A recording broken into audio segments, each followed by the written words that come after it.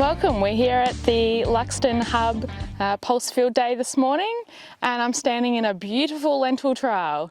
This lentil trial looks at different time of sowing, so we have an early May sowing time and a later May sowing time.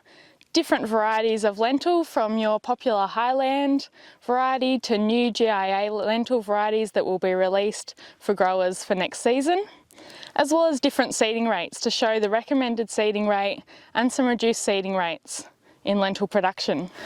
So we've got PBA Highland XT lentils here, sown at different seeding rates. So the 120 plants per square metre recommended seeding rate, and reduced to 90 plants per square metre here on my right. Both plots are flowering really well and we've got lots of pods on them. But you can see there's not that much difference in canopy with the two seeding rates. So I've now found a plot here of a new lentil variety, GIA Thunder. This will be available for growers for next season. This is a small red lentil with IMI tolerance, a relatively early flowering variety, has high yields, particularly in low rainfall environments. It does quite well. So this plot here actually is sown at 60 plants per square metre. This is half of the recommended seeding rate, but we've got a nice full canopy here and it's looking very lush. No different really to the next couple of plots.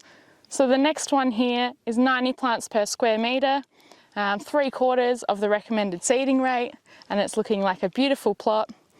And then further over, we have it sown at 120 plants per square metre, which is the recommended seeding rate for lentil.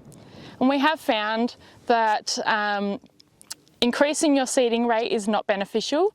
You have greater plant competition, so you actually get lower establishment. So that's why we've looked at reduced seeding rates. At 90 plants per square metre, 3/4 of the recommended seeding rate, we don't see any compromises in spring biomass production or grain production at the end of the year. When you drop back slightly to 60 plants per square metre, half of that original recommended seeding rate, you can have reduced early season biomass and ground cover, but in most cases by spring they do catch up and the plants compensate for those lower numbers and sort of tend to create more branches and develop more flowers and more pods, and we often don't see a yield reduction. In some cases we do, but most of the time we get similar yield than we do with the double rate.